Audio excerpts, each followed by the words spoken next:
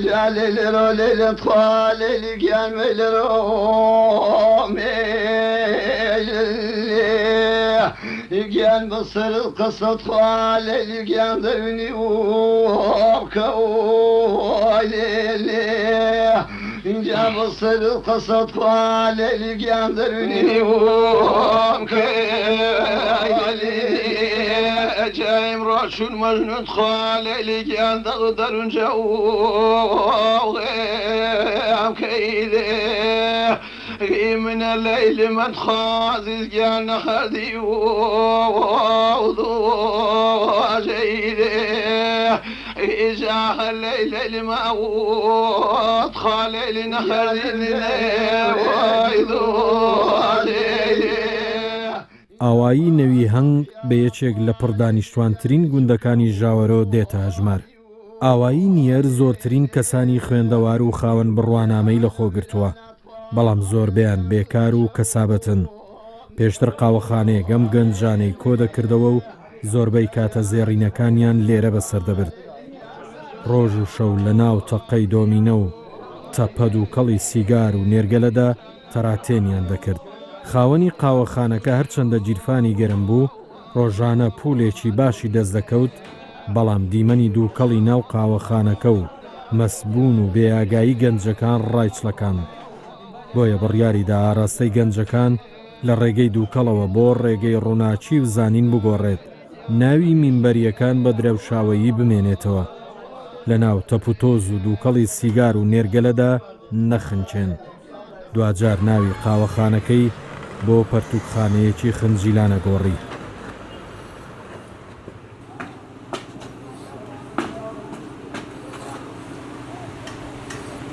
ئەم مەکانە کە ئێوە ئەیوێنن لە ساڵ 2715 کوردی واتە 30 ساڵ لەمەوە بەرتر بە فکر چەند جوانگەل لە ئاوایی نیەر بەتایبەت کە کاگە ئاویار ساحێ و ئەم مەکانە بوو، ئەم ئۆتاقیە بوو کە قەبلەن قاوەخانە بوو، جێگەی سیگار و دۆخانیات و دووکەڵ و ئەمانە بوو. بە فکر خۆی و بە فکر چەند جوانگەل ئاوایی نیەر هاتن وتیان ئێمە ئەم قاوەخانە ئەم دووکەڵە داوین بە جێگەی ئەمە بە جوانگەل بێنە ئەم مەکانە مەشغوڵ بە دەرس خوێندن، بە کتێب خوێندن، چونکە تەنیا شتێکەکە بۆ ملەت ئێمە بۆ تەواو ئینسانگەل بەکارەخوات خوێندن عیلم و زانستە کە هەموو دەردێک چارەسەر ئەکات و لەو ڕێگەوە باشترین کارە بۆ خۆت سەرگەرمکردن باشترە بردو بە ڕێگەی عیلم و ئەمانە. و پێتان عەرز بکەم ئەم ساختمانە کە ئێوە ئەیوێنن مدە 3 ساڵ لەمەوە بەرتر لێرە مەکانێک لەم بەر قاوەخانە کە قەبلە قاوەخانە ویسە کتێبخانە بوو، مردم تەواو ئاوایی تقریبەن تەواو ئاوایی هاتنە ئێرە جەشنێکیان جەشنێ فراقەشنگ و ڕێکوپێکیان بەرگوزار کرد بە کۆمەک شوراگەل ئاوایی نێرەوە، بە کۆمەک دێهیار نێرەوە و کتێبخانە نێر ئەلێرە دایر بوو، هەرچی قەلیان ئەلێرە بوو لە مەکانە بوو هاوردیان بەتایبەت کاکە ئاویار کە لێرە جێگەیە زۆر سپاسی کەین، زۆر کارەکەی بە پەسەنگ مردم ئاوایی نێر بوو، هەتا نێریش بوو نمونە بۆ چەند ئاواییگەل دەوروبەر. کاگە ئاویار هات زەحمەتی کێشا ئەم قاوەخانەیە جەم کرد، ئەم دووکەڵشتەی لاوە قەلیانەکانی هاوە لەو بەرەو لە بەرچاو گەشت مردم ئاوایی نێرە شکاندیان و لە بینیان برد بە جێگەی ئەوە کتێبیان دانیا لە جێگەکەی.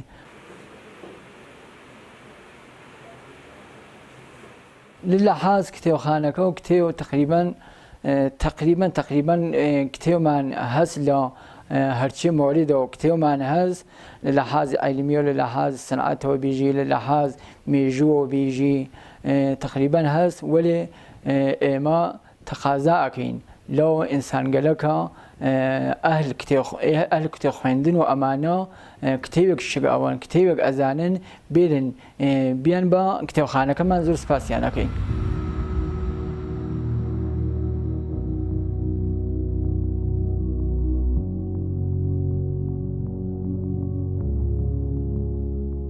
ئاوایی نیەر گوندێکی هەورامانی ژاوەرەوەیە و سەر بە قەزای سیروان و پارێزگای سنەیە. تۆماری مێژووی ئەم گوندە بە کارەساتێکی دڵتەزێن دەست پێ دەکات. بەپێی دەقە مێژوویەکان نیەر بەر لە 400 ساڵ ئاواییەکی ئاوەدان و پڕ لە ژیان بووە، بەڵام لە پڕ بەهۆی زەمین لەرزەیەکەوە کۆی ئاواییەکە و دانیشتوانەکەی دەکات بەخۆڵ. تەنیا منداڵێک و خوێندکارێک لەم گوندەدا دەربازیان دەبێت. دواتر ئەم دوانە لە جێیەکی تەنیشت ئاواییەکەوە بناغەی ژیانێکی نوێ و نیشتیمانێکی نوێ دادەمەزرێنن. ئەمە ژوای کردووە ئێستا زۆربەی زۆری دانیشتوانی ئێرە یەک نازناویان بە ناوی مینبەریەوە هەبێت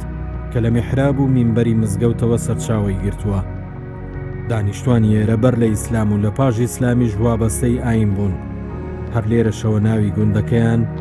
لە ئاگری زەردەشتیەکانەوە وەرگیراوە و هەتا ئێستا ژماوەتەوە.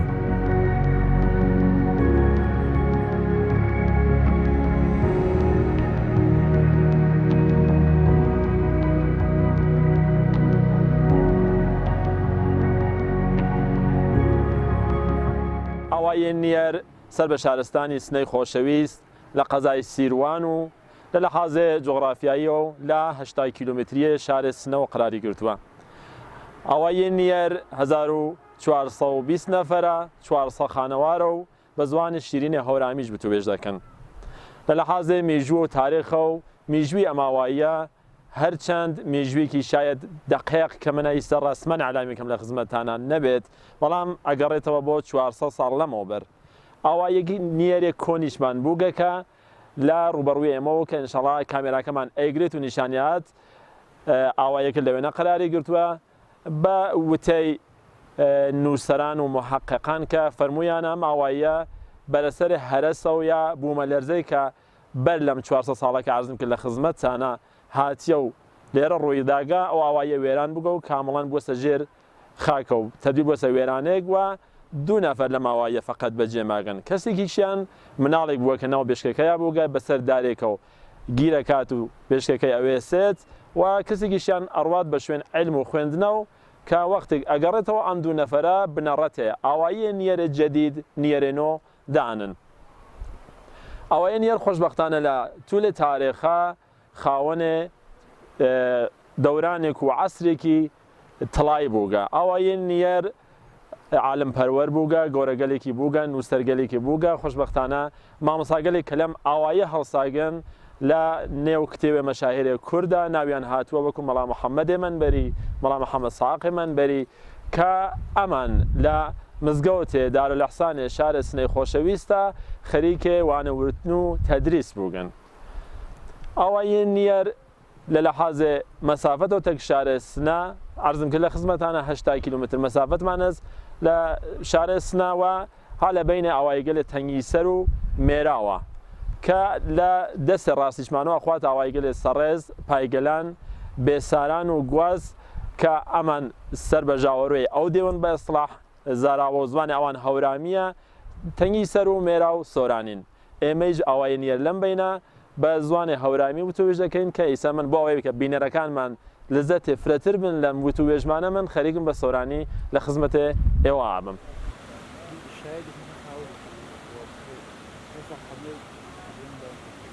وشەی نیەر یا کەلیمەیە نیەر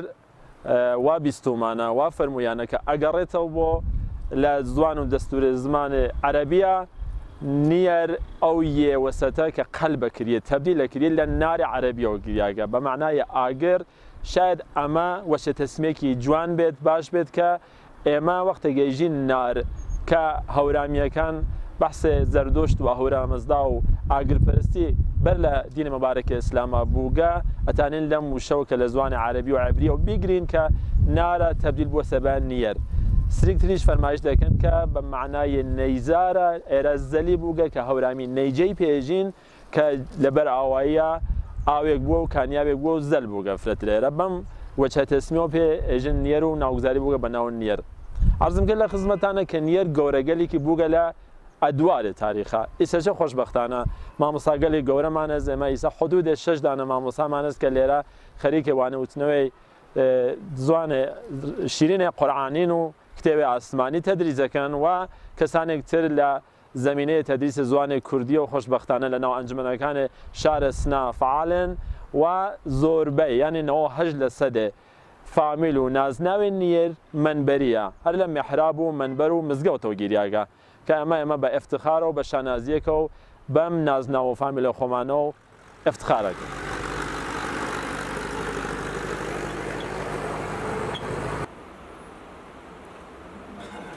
کار و پێشەی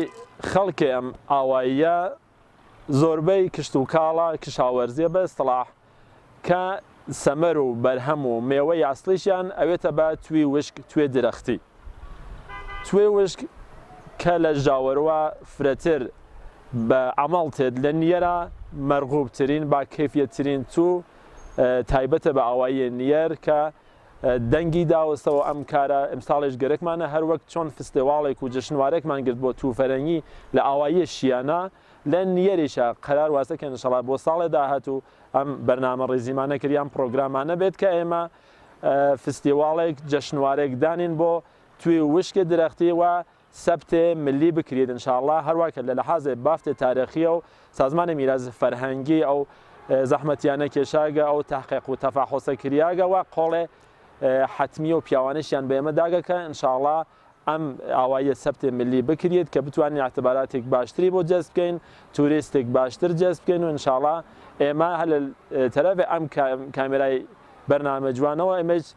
داخوازیمان لە مەسئولان است کە هاوکاریمان دەتەکە بکەن و هەروەها داوا دەگەین لە تەواویە بینەرانی ئەم بەرنامە چە لە ناو وڵاتی خۆمانەوە چە لە دەرەوە کە تەشریف بێرن بۆ ئاواییە نیەر ئاواییگەلە نیەر و مێرا و تەنگی سەر ئاواییگەرن کە لە حەزێ بافتێ سنەتیە و خۆشبەختانەوە بافت خۆیانە هێشتا لە دەست نەداگە خدمەتی تاریخی خاصی خۆیانیان هەست و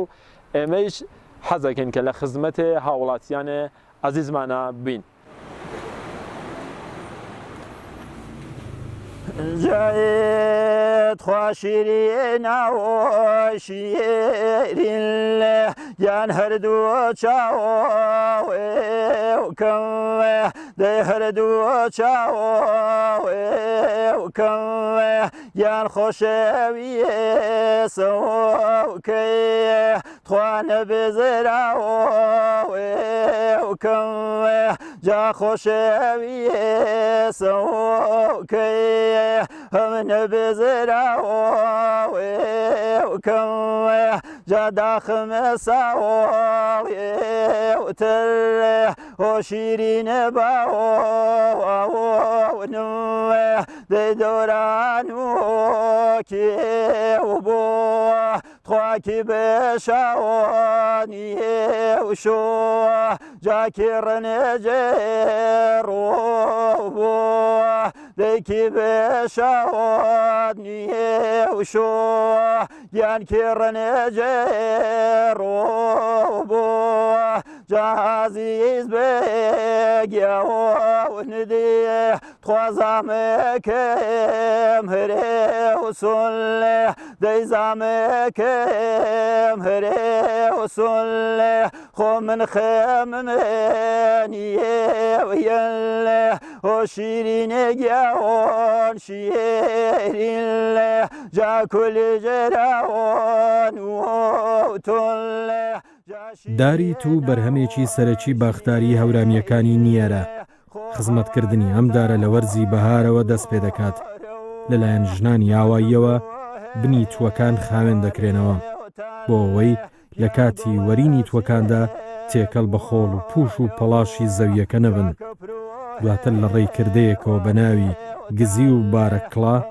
کەواتای هەرەوەزی دەگەێنێت دەست بە کۆکردنەوەی تووەکان دەکرێت و پاشان بۆ چەند مەبەستێکی خۆراکی بەکاردەهێنرێن.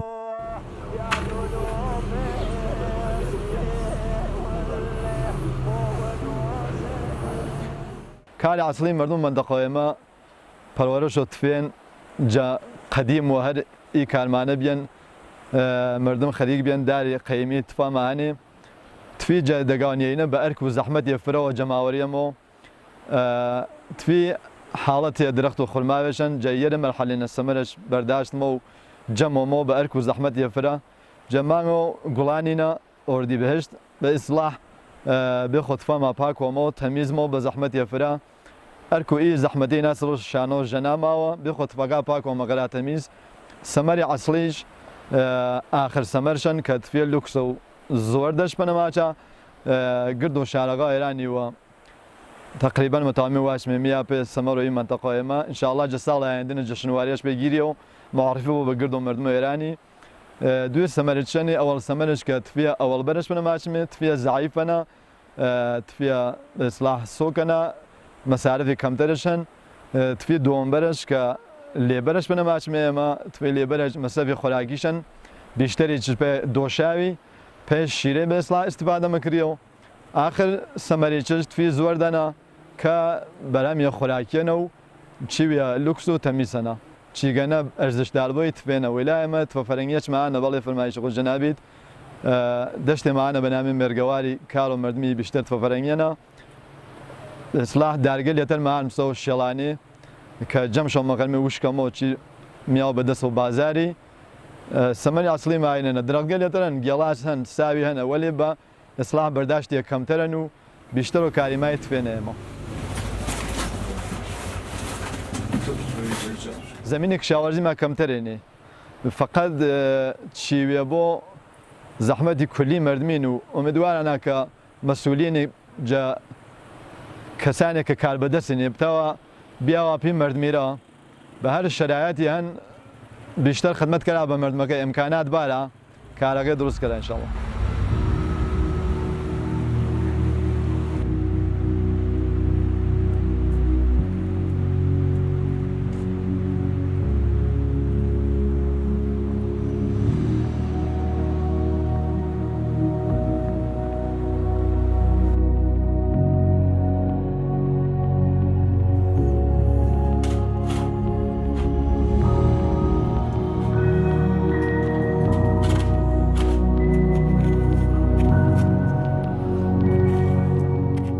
پیشەگەری چێڵگەیەکی هونەری و ئابووری هەورامیەکانە جگە لە پیاوان ژنانیش بەشداریەکی کارایان لەم چێڵگەیەدا هەیە لەبەرەوە ناتوانین فەرامۆشیان بکەین لە ئاوایی نێردا دوو پیشەگەرمان دەستنیشان کردووە بۆ ئەوەی لەبارەی پیشەکانیانەوە بدوێن و سفرەی دڵی خۆیان بکەنەوە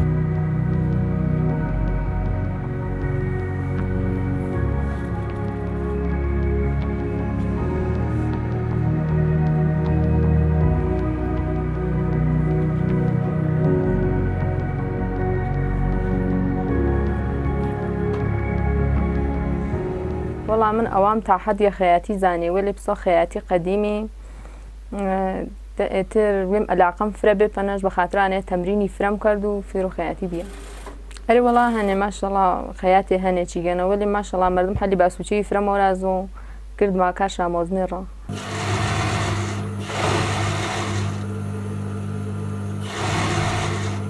والله جاني دقان يري قلت همكاري مكراتك وشوكاشانا پیاتەک و ژەنەکەشانە هەمکاری مەکەرانێ کۆمەک و یوێ مەکەرا ژەنی کار و لێ باخی مەکەرا فعلەن تەنیاوێ مناوەلی قبلەن شاگردم بێنێ هەر شاگردێک فێر مەکەرونێ بلا جیە کارکەرا پێویشا وەلی دوێرە دانی شاگردێکم بێنێ هەر پێ کۆمەکی پۆڵم پەنەدایێنێ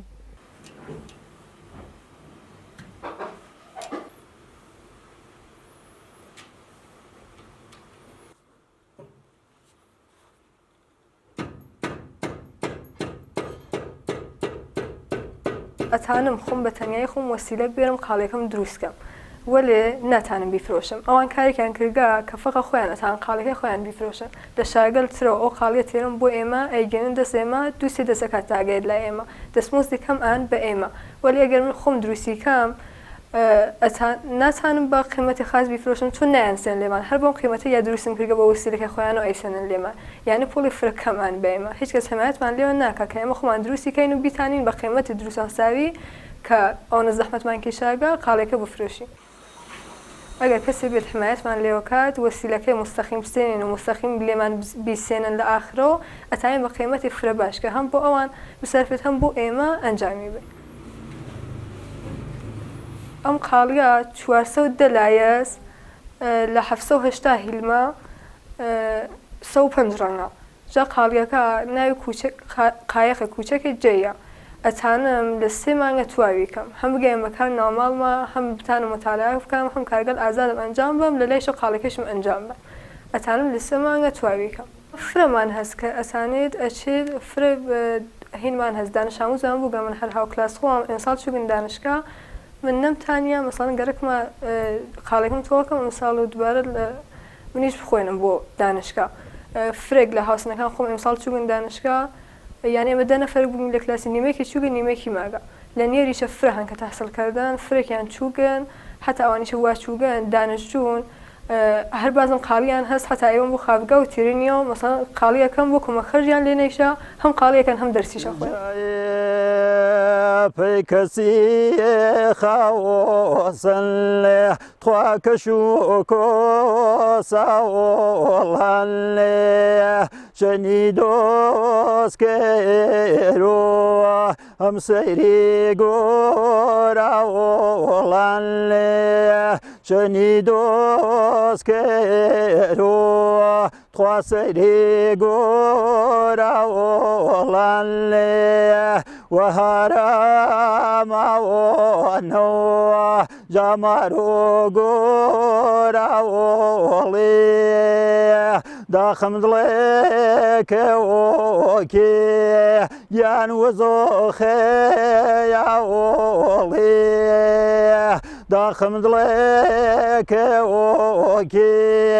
دەیوەزۆخەیاوەڵێ ئاوایی نیەر لەبەر نزیکی شوێنە جوگرافیەکەی لە پارێزگای سنەوە باڵادەستی فەرهەنگی ئەو پارێزگایی بەسەرەوەیە ئاستی هۆشیاری و ڕۆشنبیری هاوڵاتیانی ئێرە لە ئاستێکی بەرزدایە و لە گفتوگۆ و هەڵس و کەوت و ژیانی ڕۆژانەدا ڕەنگی داوەتەوە یا سرێمەوەشۆوە تۆیە ماڵ بێتەوەڵان لێ فەسڵی نێو پاوەیز تۆ تازۆ کردێن مەیل شەماڵێر زاوۆن کرد تۆ ڕەشتێن